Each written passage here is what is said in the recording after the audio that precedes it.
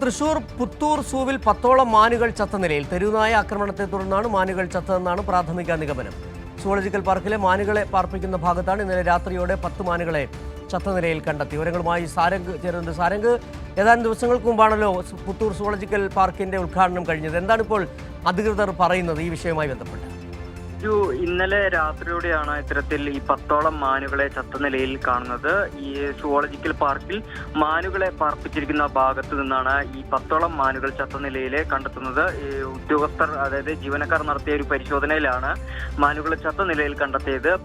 പ്രാഥമികമായ വിവരത്തിന്റെ അടിസ്ഥാനത്തിൽ ഈ തെരുവുനായ ആക്രമണത്തെ തുടർന്നാണ് ഈ 10ഓളം മാനുകൾ ചത്തതെന്ന വിവരമാണ് പുറത്തു വരുന്നത്. എന്തിനേലും ഈ ജീവനക്കാർ, സൂയിലെ ജീവനക്കാർ അടിയന്തരമായിട്ടുള്ള ഇടപെടലുകൾ നടത്തിയിട്ടുണ്ട്.